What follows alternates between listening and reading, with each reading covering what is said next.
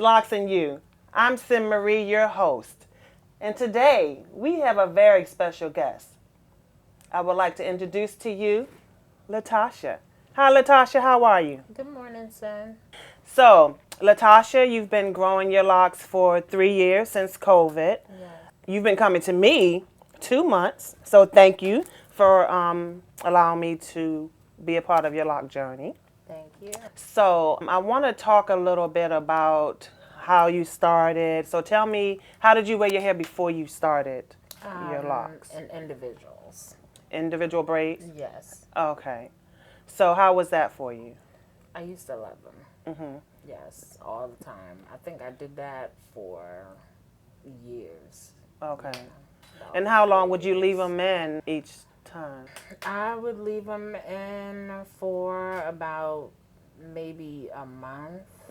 Yeah, so I would get them done every month. That's good. That's a good length of time. Yeah. Okay, so you're getting these braids, you get them done every month, you keep them in for 4 weeks. So then, when did the light bulb come on? You said, I think I want some locks. Tell me about that.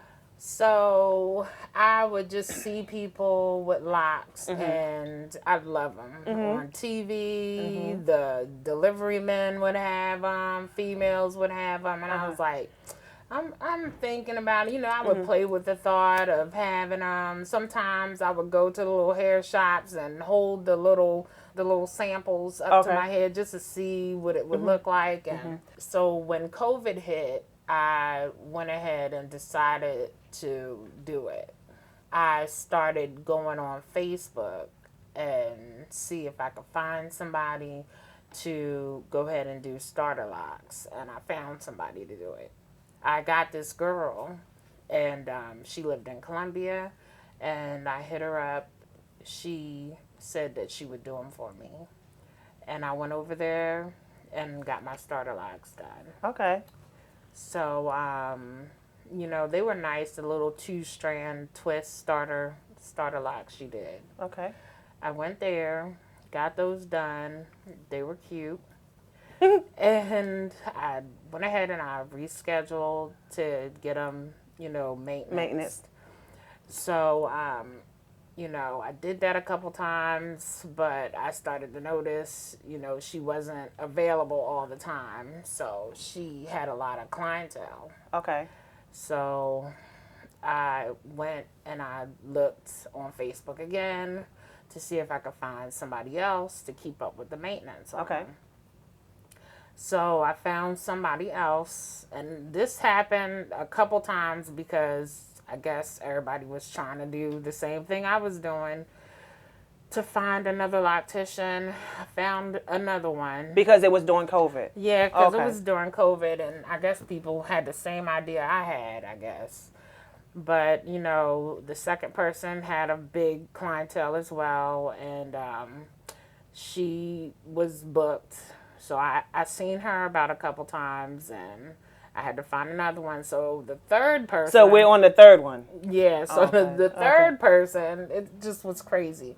So the third person, I went to her a couple times, but with her, she just wouldn't wash them. And that was just too much for me. Yeah, that is a lot. You need to start with a Yeah. clean head. Yeah, so I didn't stay with her for too long because of that simple fact. And you know, I have 2 torn rotator cuffs, and I can't do that myself. You shouldn't have to, but I'm sorry to hear about your rotator cuff. Yeah, so I didn't see her for a while, so I went back to my faithful Facebook to find another loctician, and I ended up in what is it, Cilantro. Okay. And I found somebody else, and she was good and everything, and the prices were reasonable, which, you know, it wasn't all about the money for me. I just needed somebody who knew what they were doing. Okay.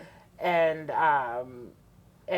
you know, that could take care of my locks and stuff like that. And I figured everything was well with her. Okay. You know, and I went to her maybe, you know, 3 or 4 times and stuff like that, and she was good. Okay. And so,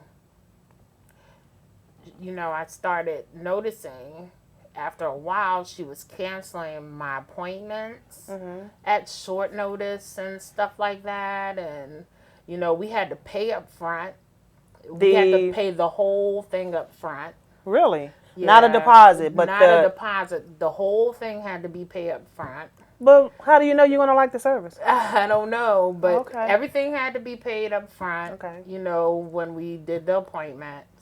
And then not only that, like certain things we had to purchase ourselves.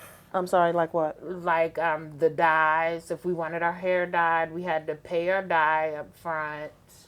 We had to bring that. Would she charge you for the color service? She would charge us for the service. We had to pay for the dye ourselves and bring it. There were other little things that I started to notice that was really different about going to see her. So what made you decide not to go see her? Because you came to me after her, correct? Yeah, the last straw was when I needed my hair done. Okay. And I went on the site and I could no longer make the appointment. And I was like, what is going on? So I kept trying to go on the site. And then I called her number and it kept taking me to the voicemail. And I was like, okay. So I just decided to go around to the shop to see what was going on because it just was like really, really weird. So I went around to the shop and it just looked like her stuff was almost gone at the shop. Okay. So then I was like, oh no, here we go again. I was like, this cannot be happening. Like another stylist. So I'm like, okay. This is just wild. So then I was like, here we go. I'm back to Facebook again. So I looked up another stylist and it was you. Okay. And then I was telling you about what was going on. You came in for a consultation. Yeah, I came in for the consultation. Okay. And then you kept asking me, well, what made her think that she could do this to your hair? And I was like, I don't know. And then you was like, are you sure it's not you that keep doing this to these people? And I was like, no, it's not me. And you started laughing. I was like, no. Oh, because I asked you why you didn't go back to your loctician. Because I always ask that question. And I was like, no, it's not me, okay. And then, we found out otherwise. So, I mean, like, it was really wild. And then you asked me about why did she do the interlocking service. And I said, she just told me that it lasts longer or some excuse she gave me about the interlocking to my hair. So what she's referring to, she has traditional locks. And normally with traditional locks, you palm roll. You use the palm roll method to maintenance.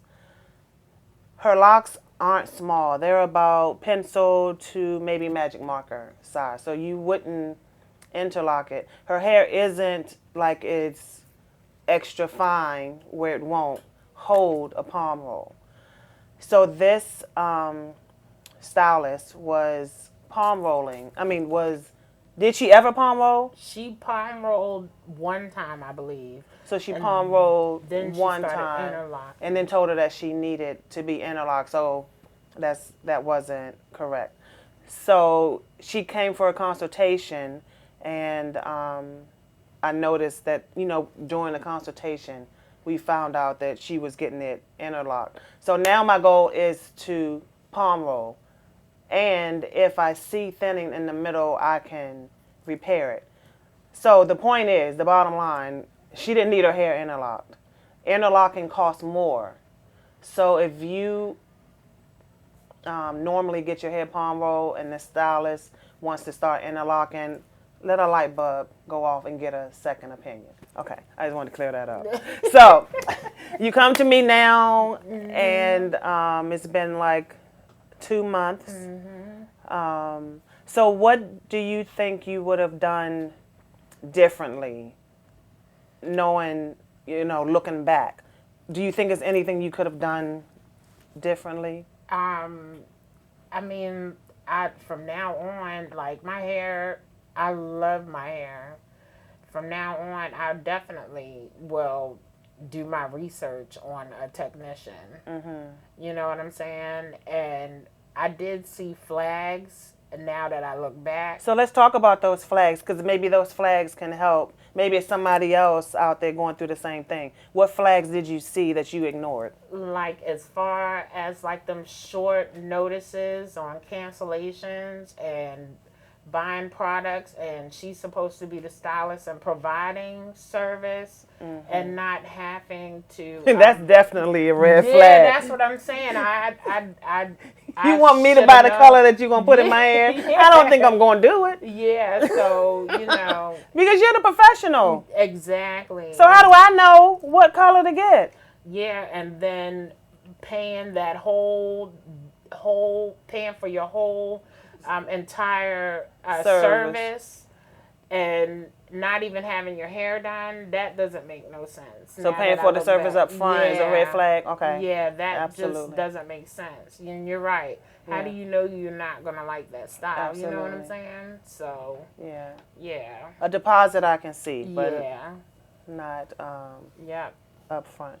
If you don't mind, tell the people about your experience with Exotic Locs so far. Like from the consultation, when you met me, what did you feel? How'd you find me? The website, whatever you want to talk about. Okay.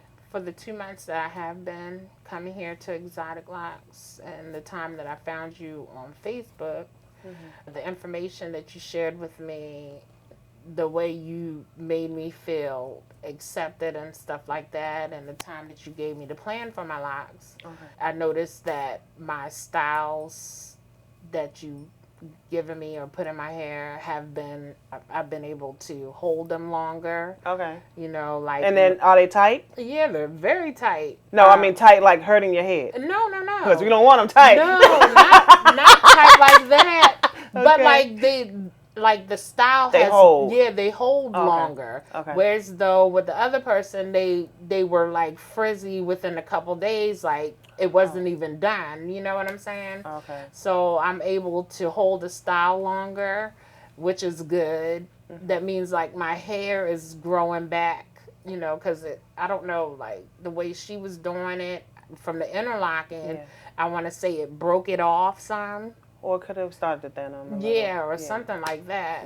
I'm just very excited to see where my locks are gonna go from here, and I know that whatever you're doing is working. I know that for a fact.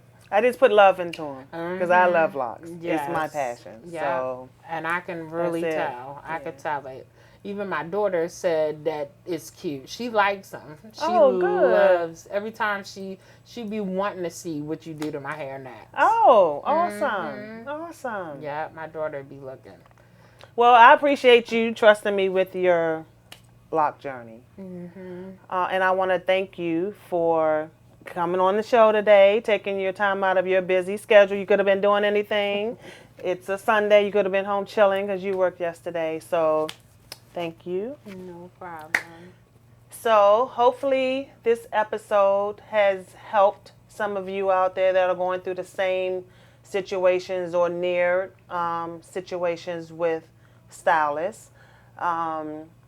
Hit the notification bell, subscribe. If you have any questions that you need me to answer, the information is below. See, I did it, y'all. I'm getting it. Each episode, I'm going to get better.